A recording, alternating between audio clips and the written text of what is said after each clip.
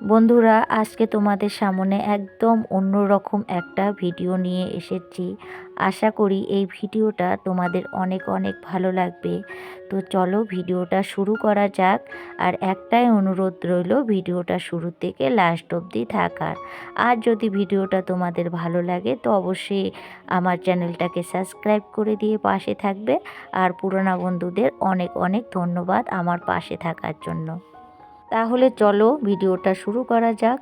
প্রায় প্রতিটা হিন্দু বাড়িতে নিত্য পূজা করা হয়, আর এই পূজার কাজে আমরা নানা জিনিস ব্যবহার করে থাকি। কেবল ফুল আর নৈবেদ্য দিলেই পূজা সম্পূর্ণ হয় না।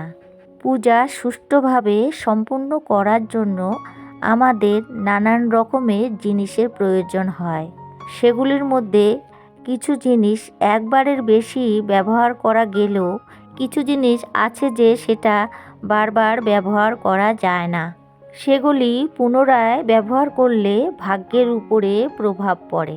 কোন জিনিসগুলো পুনরায় ব্যবহার করা যাবে না জেনে নাও। প্রদীপের তেল। অনেকজনই সকালবেলা যেই তেলটা দিয়ে প্রদীপ জ্বালায়, আর সেই তেলটাই সন্ধ্যাবেলা জ্বালায়, এমন কি আছে সেটা পরের দিনও ব্যবহার করা হয়। এই কাজ করা মোটেও উচিত নয়।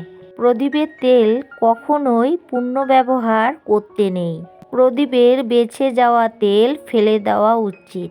পরে জ্বালানোর সময় আবার তেল দেওয়া উচিত। মেন কথা হলো, যখন তোমরা পূজা করবে তখন সেই পরিমাণে প্রদীপে তেল ঢালবে। আর পূজা শেষ হওয়ার পরে ঠাকুরের বাসন যেইভাবে তোমরা মেজে নাও, তেমন প্রদীপটাও তোমরা মেজে ঘষে নিবে। আর এখন বলবো ফুলের কথা। অনেকজনে আছি আমরা যে সকালে আমরা ফুলের মালা দিয়ে পুজো দিয়ে দিই, সেটা পরের দিন তার পরের দিনও রেখে দিই। কিন্তু এটা করা একদমই উচিত না। কারণ যখন আমরা পূজা দিই, হয়তো মালাটা সারাদিন থাকলো, সন্ধ্যাবেলা সেই ফুলের মালাটা খুলে রাখতে হয়। আর ঠাকুরের আসনে যত ফুল থাকে সব কিন্তু সন্ধ্যাবেলায় পরিষ্কার করে রাখতে হয়। তাতে আমাদের ভগবান খুব খুশি হয়। আর যদি তোমরা সেই মালাটা না খোলো বা ঠাকুরের আসনটা না পরিষ্কার করেই তোমরা রেখে দাও, তাতে ঠাকুর আমাদের উপরে রাগ করেন। অনেকজনে ভাবতে পারে যে আজকেই মালাটা পরিয়েছি, একদমই টাটকা আছে, তো মালাটা থাক, আরও 2 দিন ভালো লাগবে। তো তা করা কিন্তু যাবে না। যেদিনকার ফুল, মেন কথা যেদিনকার ফুল সেই দিনে ফেলে দিতে হবে। তোমরা সকালবেলা পূজা দিবে, আর সন্ধ্যাবেলা একদম আসন, যে ঠাকুরের যে আসন আছে সেটাকে একবারে পরিষ্কার করে নেবে। এখন বলবো শাক। তো শাক যে আমরা প্রতিদিন পূজার সময় বাজাই, আর সঙ্গে সঙ্গে শাকটাকে কিন্তু ধুয়ে রাখতে হবে। আর যদি ভুলে যদি না ধোয়া হয়, তাহলে কিন্তু এটাও আমাদের সংসারের পক্ষে ক্ষতি। মেন কথা হলো শাক বাজিয়ে সঙ্গে সঙ্গে শাকটাকে ধুয়ে রাখা। এখন বলবো ধূপকাঠি। তো আমরা তো প্রতিদিন ধূপকাঠি জ্বালিয়েই পূজা দিই। তো অনেক সময় হয় যে একটা ধূপকাঠি কিছুটা জ্বালার পরে কিন্তু ধূপকাঠিটা নিভে যায়। তো যখন নিভে যাবে ধূপকাঠিটা, সেই ধূপকাঠিটা আর পুনরায় না জ্বালিয়ে সেটাকে ফেলে দেওয়া উচিত।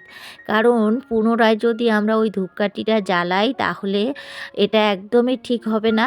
তো যতটুক জ্বলা ততটুকুই জ্বলবে, তারপরে কিন্তু ওই ধূপকাঠিটা ফেলে দিতে হবে।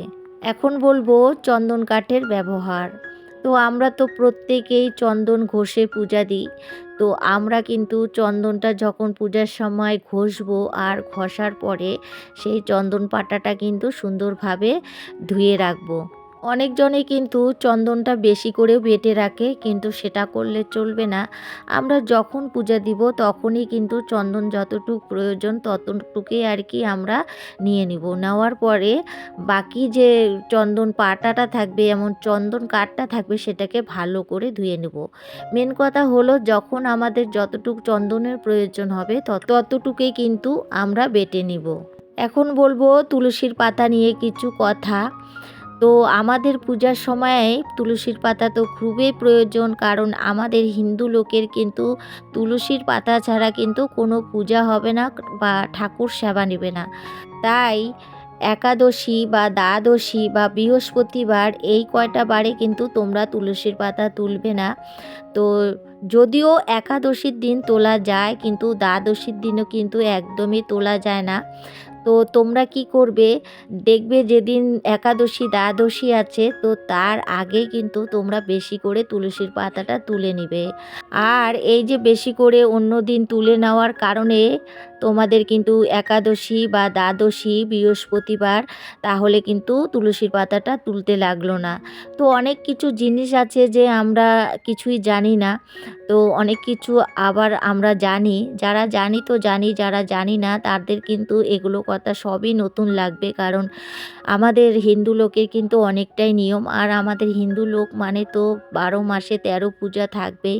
তো অনেক কিছু নিয়ম আছে, সেগুলোকে কিন্তু আমাদের মেনে চলা উচিত।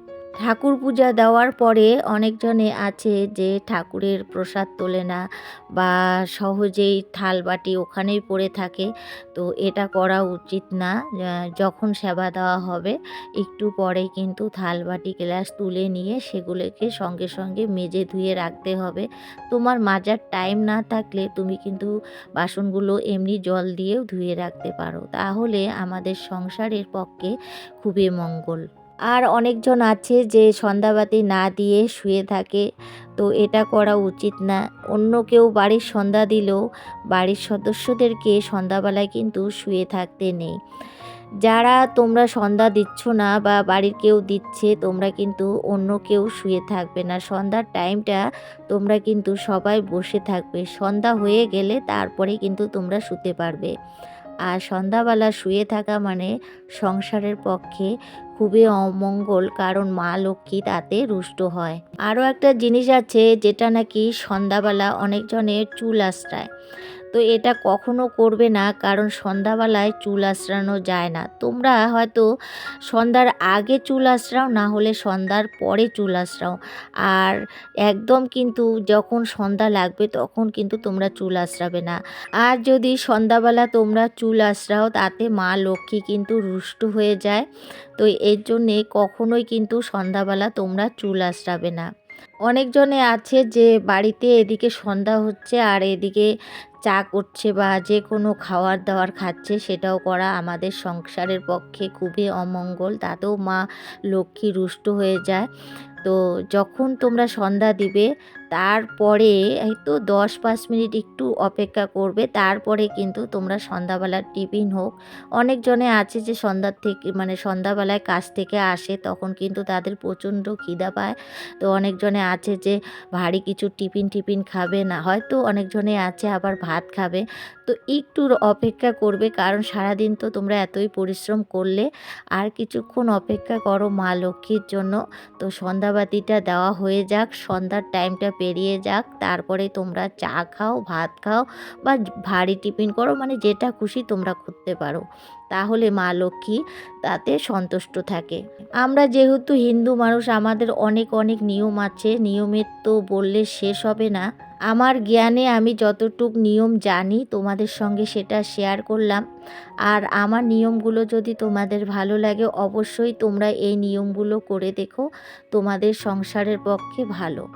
আমরা প্রত্যেককে চাই আমাদের ছেলে মেয়ে, আমাদের সংসার, আমাদের পরিবারের লোকজনেরা সবাই ভালো থাক, সুস্থ থাক, আর আমাদের সংসারের আয় উন্নতি হোক। তো অনেক অনেক নিয়ম আছে, সেগুলো করলে কিন্তু কিছুটা হলেও আমরা রক্ষা পাই সংসারের অমঙ্গল থেকে বাঁচতে।